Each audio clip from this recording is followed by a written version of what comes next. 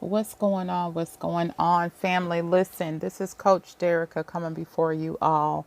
I wanted to come on here and just kind of do a quick update. I made a couple videos prior to this about me going and coiling my hair because I have made up my mind that I am officially starting my entire holistic journey. I really look forward to the changes that are going to happen with my hair, my skin, my body, everything. My eating patterns and everything. I really just started taking things for granted, and I just, begin to notice that a lot of the work and things that I did, it was starting to reflect on the outside. And I was starting to feel like a totally different person. But then life happened and I wasn't dealing with my mindset and things like that. And I found myself going back to the same old habits, the same comfort zone that I came from. And so I started to notice, I started to break out again. My skin started to become uneven again. I got all these different spots and stuff now on my face that had gone, cleared up and everything, even on my chest, you see here, my shoulder, all these things. And it's reflective of me not taking care of myself as I was before. Just a quick recap. I went from 276 pounds and I got down to 195 pounds. And then I turned around and I was living in that moment for a while, went buck wild, went crazy, didn't know how to handle it or anything like that, you guys. And mess around, right? Made some mistakes, made some, some dating mistakes, got my heart broke a couple of times, just all kinds, went through a divorce, all kinds of stuff. And needless to say, I had to give myself a reality check because I was out here in this world and I realized ain't nobody love me out here in this world. I had to get myself together. And so it was at that point that I really slowly started breaking away from the comfort zone that I had created for myself. I started breaking away from the identity that I thought that I was. I didn't even know who I was. Yeah, okay, I'm sitting here, this thin, fine black woman, but on the inside I was a mess. On the inside I was tore up and I didn't love myself. And it's when I began to realize that losing weight was only half the journey. That was only half the battle. There was more that had to happen for me in order to be able to be comfortable in my own skin. And so, like, even now, you would not catch me doing no video without, makeup and different things like that on. But as you go back, you see, wow, she's not even really tripping about that no more because I am who I am. You take it, you leave it. You don't like it, don't watch. Keep it moving. It is what it is. At the end of the day, I'm still going to be me. So, my journey, I've been on this holistic journey. I'm in the process now of even just making my own hair products, becoming, just really diving into the whole herbalism world, holistic world. Been following, I have some mentors and things, getting ready to dive really deep into this travel world and just do different things like that I'm really interested in. But part of my spiritual journey, part of my entire transformation process is really falling in love with me and really wanting to also make things just as natural as I possibly can. And that's not to say that I'll never get my nails done again or, I'll never get eyelashes or I'll never get some hair in or something like that. Because that's not what I'm saying. I'm not against that stuff. But what I'm saying, when it comes down to me, I have to have the reasonings. The reasons that I do these things are what matters. I did these things before because I wasn't comfortable in my own skin. I do these things now because it's just something I want to do. I want a break. I don't want to worry about my hair, or I want, to have a little bit of it, I want to accentuate my face, my eyes, whatever the case may be, right? But I don't do it because I feel like I have to. And so you really have to get to that point where you have self-love for you, flaws and all. You have to love yourself. And so I am so excited to be sharing my journey with you all. You guys will see the changes and stuff that I make. I'm going to be I got so much in store. You know, I'm going to be trying so many different things. Some things I already know. It's just a part of me being consistent, because that's been my biggest downfall, was not being consistent. But one thing that I am doing, the whole point of this video is the fact that I made a couple of videos about my attempts at locking my hair, because I ultimately decided that I want to grow locks. I want to lock my hair. Now, here are some of the things that I've noticed, and I'm by far not an expert because I'm still learning, but pertaining to my hair, here are some of the difficulties that I've run into already. Number one, the shrinkage is real. Okay. That is something that you definitely need to be okay with. You have to be okay with the shrinkage. You know, I normally I like to have my hair fuller or longer because of the fact that I have a big face. You know what I mean? And the fact that I'm a little bit more puffy, a little bit more fluffy right now, my face is a little bit fuller than what it has been. And so, but don't worry, we about to get that right. We about to get that right. And so I started with the twist. I started with the twist.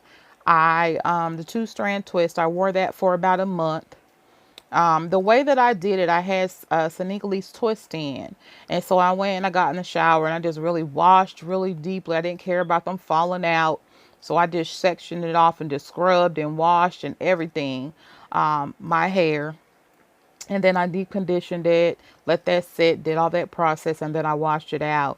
And then I started taking them out one by one and combing through, detangling, and you know, then oiling and, you know, doing my method, my LCO method. And I have low porosity hair, so I have to follow the LCO method. So that's basically the liquid cream oil method. And so I just basically started with the parts that were already there, and I would take out the twist and twist my own hair, and I would keep moving. And it took me, I started on a Friday, and a Friday evening. No, actually I started Friday. It took me all day Friday, well into Saturday morning to get it done, because I had a lot of twists in my hair, more than I realized. And so it took me a while, you guys. So I did that, and that was cool.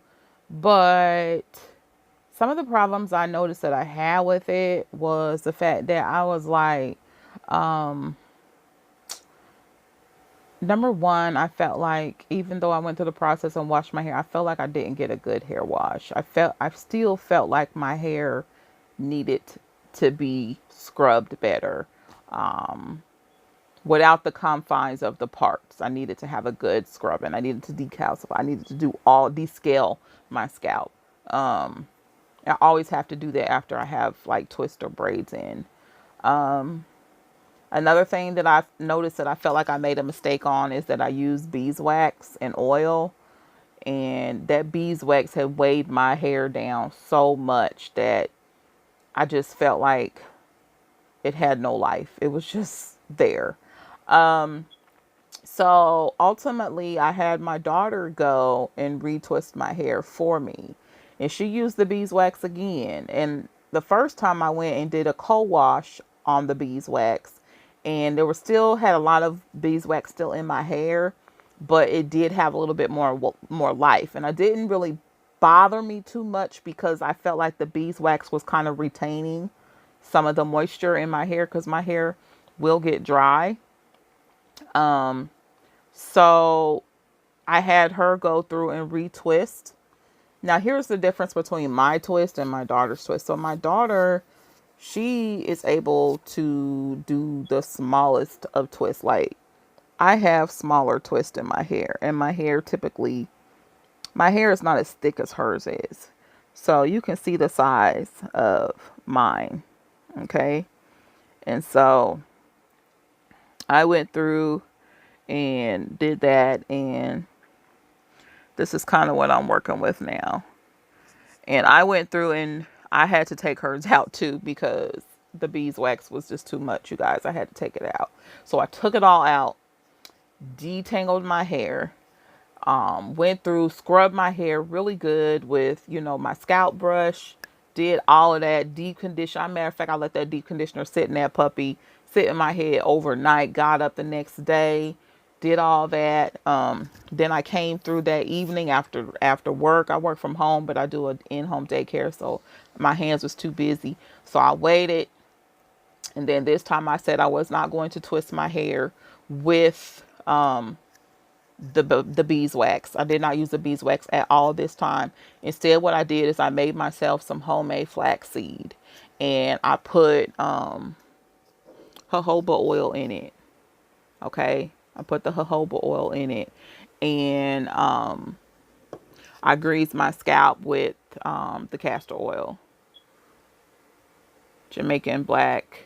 Hopefully you can see that. There you go. That's what I used. So I did that, and this time I retwisted it myself.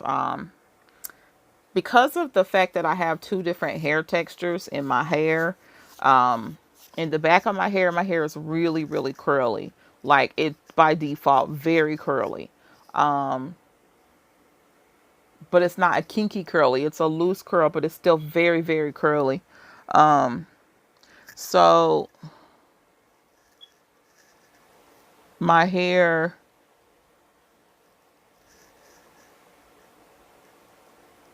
I don't know if you can see that.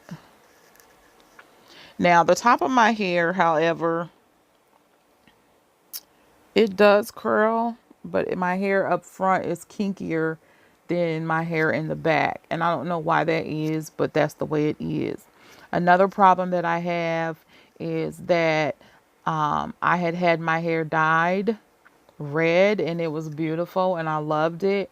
But the second time I got my hair dyed, my hair started thinning out like a lot, you guys. Like, every time I would comb through my hair, because I had a silk press, and it was also dyed in the same turn. And I noticed every time I was combing through my hair, like, I was pulling out strands. I was like, oh my gosh, like, what's going on here? And I contacted her, and I'm like, she was like, it's probably because you dyed your hair again. I had dyed your hair so soon, and I was like, well, why you didn't tell me? You know what I mean? You're supposed to kind of give me that hair health. But anyways, that's another story. It was all good. So now this is what's remaining of the red. It's not even really red anymore. It's kind of like a copper color almost. And I actually love it. I love it. So it also is going to help me to be able to see how my hair grows once I actually start budding and locking. So here are the things that I definitely can say as a beginner, a complete beginner, on the whole lock thing. This is speaking from a person who is aspiring to have locks, right? So one of the things, my point is saying about the dye is that I've cut some of my ends off in the front, but some of them you can still see. You can see how, you see that? Some of my ends don't curl. This one I cut. And I decided if I kept cutting it, I wasn't going to have no hair left right there. So this one I didn't cut all the way, but you can see that very good on this one. I cut a lot of that off. But they don't curl. And if I cut that off all the way down to the part that does curl, you'll see that I will not have much hair left. I mean, that's all I'm going to have right there. And I'm not really sure how I feel about that. So it doesn't really matter how much I add into there. And I try to do a thicker one, but it looks so obvious at the root that I decided not to do that. So is it the case with all of my hair? No. Some of my hair does curl at the end. And this is basically what I'm working with. Okay, this is my hair. This is what it is. It's so weird because, in an afro stage, I can rock an afro perfectly fine. My hair get kinky. Don't get it twisted. It just, I don't know. So anyways, this is what I have now. I have about 100 twists in my hair. My hair is looking really shiny right now, and I actually went through and greased my scalp again. I need to grease my scalp once a week. I went through and greased my scalp again with the black Jamaican castor oil. My hair and scalp really seems to love it. It doesn't weigh it down, and I usually will just typically go through and spray my hair with a continuous spray bottle, spray it down, or just kind of wet the ends in the shower. And then I'll go through and I would just go through and start just kind of greasing. The parts that I have, I didn't do perfect parts this time, but I wanted to make sure. Is there a little dandruff right there? I can't really tell if that's a screen or if that's a part. Oh, that's my hair. Oh, that's my scalp. Okay, I'm about to say, well, dang. I was just in my head. How come I didn't see that? So you can kind of see, like, I have parts. I didn't trip out too much about the parts. This is typically the way that I would part my hair if I was wearing it straight, or even if I was doing like a twist out or a braid out. I would typically part my hair right about here anyways. But I also, like, when I wet my hair, I will pull it all the way back and wear it kind of like this. And to be honest with you, I like it when it's wet because it's longer when it's wet than what it is when it starts to dry. So in the stage that it is right now, I typically will kind of keep a little bit of hair front just because of the fact that I got this big old dome right here. But anyway, so those are some of the things I noticed. The back of my hair, like this one here, I got 3 across the back at the very base. Because my base isn't even, it kind of goes down a little bit. Them puppies won't stay twisted. Like, for real, man. I have to keep twisting them. They're going to be, I don't know. I'm probably at some point in time, I'm thinking maybe at my 2 or 3 month, probably my 3 month, I will probably go to a loctician, and that really practices healthy natural hair. And I will go to a loctician and have them to lock my hair. I'm going to see how my hair does as far as, you know, how long it takes to actually start to bud. I know some people don't start to bud till like 6 months to a year. So one thing I will say that I am prepared for is the fact that I do have a journal. So I journal so that I can share these things with you all. And I'll be doing more videos, but I've been on here for about 18 minutes now. So I'm going to get off of here. Hopefully I wasn't too boring, but yeah, that's pretty much all I have to say about my journey. I will be doing more videos about my entire spiritual mind, body, and soul journey. If you want more information about the products that I am using. Oh, I also forgot to give you guys another product that I use, and that is the Infinity Oil. And I will actually put the link below for that one, so that you guys can actually see that, because that is excellent for dry scalp as well too. So before I actually got the black castor oil, I was using the Infinity Oil, and it was great. But I also read great reviews about the black castor oil, the black Jamaican castor oil being good for the skin and the scalp. So I decided to give that a try. So I'm not using the Infinity Oil right now. I take that back. I use it on my edges, like back here where I typically will get a lot of irritation at. I'll use it back there. But as far as in my hair and in my scalp, I use the black Jamaican castor oil. And I'm testing it out to see how it works. And so far, my hair really likes it. And so does my scalp. So that's all I have for you guys. I will talk to you later.